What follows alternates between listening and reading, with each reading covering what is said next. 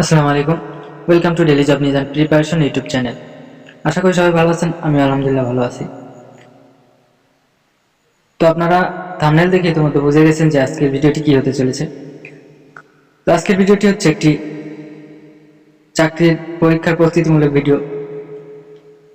তো আমরা ভিডিওটি সাজিয়েছি এই সপ্তাহের সকল প্রকার চাকরির পরীক্ষা থেকে নেওয়া গুরুত্বপূর্ণ 20টি প্রশ্নের সমাধান।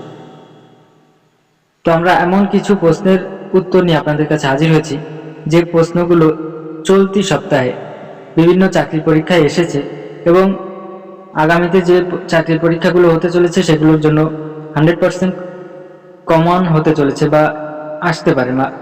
এই প্রশ্নগুলো খুবই গুরুত্বপূর্ণ প্রশ্ন, যেগুলো আমাদের না জানলেই নয়। তো যারা চাকরি প্রার্থী ভাই বোন আছেন তারা অবশ্যই ভিডিওটি দেখবেন। তো অনেক জায়গায় তো অনেক সময় নষ্ট করে থাকেন। তো আপনি জাস্ট এখানে 5 থেকে 7টা মিনিট ব্যয় করে প্রশ্ন 20টি, মাত্র 20টি প্রশ্ন, তো কিছু সময় ধৈর্য ধরে আমাদের ভিডিওটি দেখুন। আশা করি আপনার 100% উপকার হবে। তো 20টি প্রশ্নের সমাধান আমরা দেখব। তো আমাদের ইউটিউব চ্যানেলে নতুন হয়ে থাকলে সকল প্রকার চাকরি নিয়োগ বিজ্ঞপ্তি এবং সকল প্রকার চাকরির প্রস্তুতিমূলক ভিডিও পেতে আমাদের চ্যানেলটি সাবস্ক্রাইব করে অল নোটিফিকেশন সেট করে আমাদের সাথেই থাকুন। এবং আমাদের ভিডিও ভালো লাগলে অবশ্যই লাইক করবেন এবং আপনি কোন জেলা থেকে আমাদের ভিডিওটি দেখতেছেন অবশ্যই কমেন্টে জানাবেন। এবং আপনার ভাই বোন বন্ধু যদি কেউ চাকরি প্রার্থী থেকে থাকে তাহলে তার কাছে ভিডিওটি অবশ্যই শেয়ার করবেন। তো চলুন আর কথা না বাড়িয়ে সরাসরি ভিডিওতে চলে যাই। Welcome to daily job news and preparation YouTube channel. Subscribe for daily job news. Thank you. এই সপ্তাহের চাকরির পরীক্ষা হতে সংগৃহীত গুরুত্বপূর্ণ প্রশ্নসমূহ। তো এখানে 20টি প্রশ্ন আছে। আমরা ধৈর্য ধারণ করে 20টি প্রশ্ন একদম মুখস্থ মানে ঠুটস্থ করে রাখতে হবে। আর আপনি যদি মনে করেন যে আমাদের প্রশ্নগুলো মানে আসলেই খুব গুরুত্বপূর্ণ, তাহলে আপনি খাতায় নোট করে নিতে পারেন। তো চলুন আমরা প্রশ্নে চলে যাই। নাম্বার 1, জেন জি প্রজন্মের সদস্যদের জন্মকাল। তো এখানে প্রশ্ন হচ্ছে জেন জির প্রজন্মের সদস্যদের জন্মকাল। তো এখানে 4টি অপশন আছে: 2000 থেকে 2015 সাল, 1999 থেকে 2014 সাল, 1997 থেকে 2012 সাল, 2000 সাল থেকে 2012 সাল। তো এখানে উত্তর হচ্ছে গ নম্বর, 1997 থেকে 2012 সাল। তো 1 নম্বর প্রশ্নটি আমি আবার রিপিট করতেছি। জেন জি প্রজন্মের সদস্যদের জন্মকাল 1997 থেকে 2012 সাল। 2 নম্বরে চলে যাই। দেশের ইতিহাসে এক মাসে সর্বোচ্চ রেমিটেন্স আয় হয়েছে: ক 2022 সালের সেপ্টেম্বরে, খ 2024 সালের নভেম্বরে, গ 2020 সালের জুলাইয়ে, ঘ 2024 সালের ডিসেম্বরে। তো এখানে উত্তর হচ্ছে ঘ নম্বর, 2024 সালের ডিসেম্বরে 263 কোটি 90 লাখ ইউএস ডলার। দেশের ইতিহাসে এক মাসে সর্বোচ্চ রেমিটেন্স আয় হয়েছে 2024 সালের ডিসেম্বরে 263 কোটি 90 লাখ ইউএস ডলার। 3 নম্বরে ESPN ক্রিকইনফো প্রকাশিত বর্ষসেরা ওয়ানডে একাদশে স্থান পাওয়া একমাত্র বাংলাদেশি ক্রিকেটার কে? ESPN ক্রিকইনফো প্রকাশিত বর্ষসেরা ওয়ানডে একাদশে স্থান পাওয়া একমাত্র বাংলাদেশি ক্রিকেটার কে? অপশন ক নাহিদ রানা, খ রিশাদ হোসাইন, গ জাকির আলী, ঘ তাসকিন আহমেদ। উত্তর ঘ তাসকিন আহমেদ। 4 নম্বর,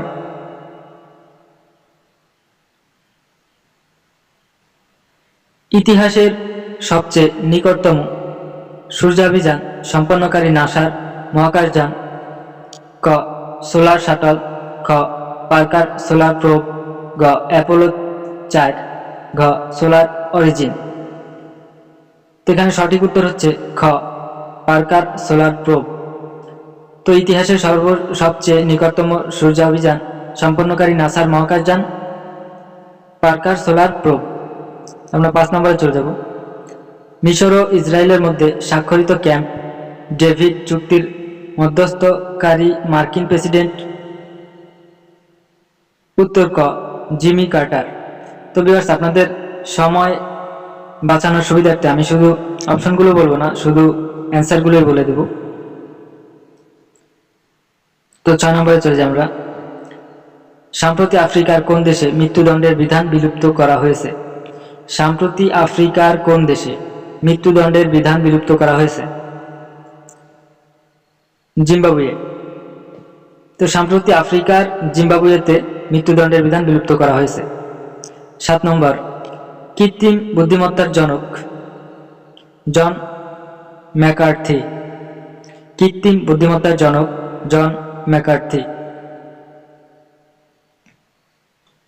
8 নম্বর। বর্তমানে বিশ্বের বৃহত্তম জলবিদ্যুৎ প্রকল্প থ্রি গর্জেস বাঁধ। বর্তমানে বিশ্বের বৃহত্তম জলবিদ্যুৎ প্রকল্প থ্রি গর্জেস বাঁধ। 9 নম্বরে। আইসিসির এলিট প্যানেলে অন্তর্ভুক্ত হওয়া প্রথম বাংলাদেশি আম্পায়ার শরফুদ্দৌলা ইবনে শহীদ সৈকত। আইসিসির এলিট প্যানেলে অন্তর্ভুক্ত হওয়া প্রথম বাংলাদেশি আম্পায়ার শরফুদ্দৌলা ইবনে শহীদ সৈকত। 10 নম্বর। বিশ্বে প্রথমবারের মতো গবাদি পশুর উপর কর আরোপ করে কোন দেশ? ডেনমার্ক। বিশ্বে প্রথমবারের মতো গবাদি পশুর উপর কর আরোপ করে ডেনমার্ক। 11 নম্বর। আধুনিক ভারতের অর্থনৈতিক উদারীকরণের জনক মনমোহন সিং। আধুনিক ভারতের অর্থনৈতিক উদারীকরণের জনক মনমোহন সিং। 12 নম্বর। প্রথম কোন দেশে নিপাহ ভাইরাসের প্রাদুর্ভাব দেখা যায়? মালয়েশিয়া। প্রথম কোন দেশে নিপাহ ভাইরাসের প্রাদুর্ভাব দেখা দেয়? মালয়েশিয়াতে প্রথম নিপাহ ভাইরাসের প্রাদুর্ভাব দেখা দেয়। 13 নম্বরে। চাকমা ভাষায় নির্মিত বাংলাদেশের প্রথম সিনেমা মাই বাইসাইকেল। চাকমা ভাষার থেঙ্গরি। তো চাকমা ভাষায় নির্মিত বাংলাদেশের প্রথম সিনেমা হচ্ছে মাই বাইসাইকেল। চাকমা ভাষা থেঙ্গারি। এটা চাকমা ভাষা এটা বিভিন্ন উপভাষা বা অন্যান্য ধরনের ভাষা আছে, সেগুলোর ভিতরে এটা হচ্ছে থেঙ্গারি ভাষা। তো এখানে সিনেমাটি হচ্ছে মাই বাইসাইকেল। 14 নম্বরে। মিয়ানমারের রাখাইন রাজ্যের রাজধানী সিত্তে। মিয়ানমারের রাখাইন রাজ্যের রাজধানী সিত্তে। 15 নম্বর। বাংলাদেশি তৈরি পোশাকের সবচেয়ে বড় ক্রেতা কোন কোম্পানি? H&M। বাংলাদেশের তৈরি পোশাকের সবচেয়ে বড় ক্রেতা H&M কোম্পানি। এটা কিন্তু গুরুত্বপূর্ণ একটি প্রশ্ন।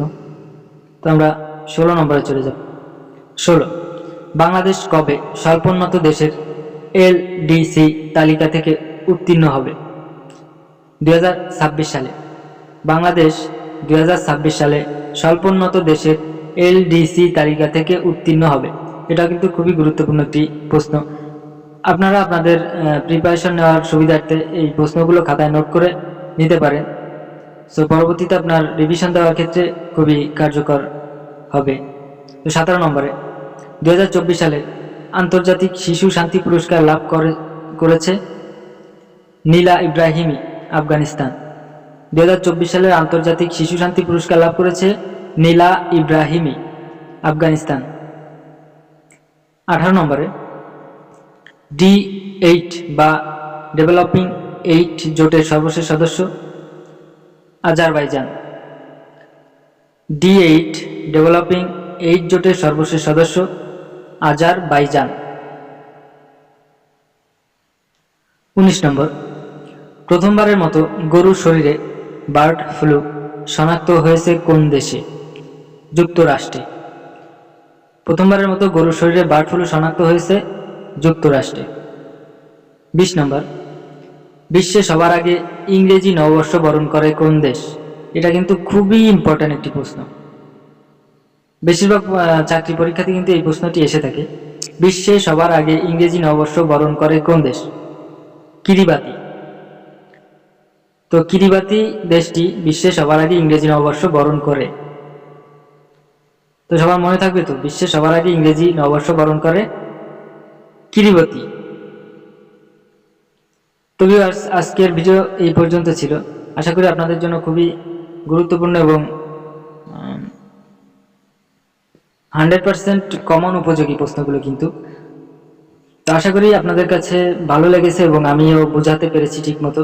তো ভিডিওটি ভালো লাগলে অবশ্যই একটি লাইক দিবেন এবং আপনি কোন জেলা থেকে আমাদের ভিডিওটি দেখতেছেন অবশ্যই কমেন্ট বক্সে জানাবেন, এবং আপনি কোন সেকশনে চাকরির জন্য প্রস্তুতি নিচ্ছেন সেই বিষয়টাই জানালে অবশ্যই খুশি হব।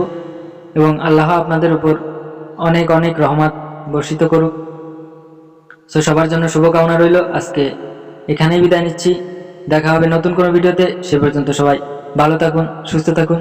আজকে এখানেই বিদায় নিচ্ছি। আল্লাহ হাফেজ।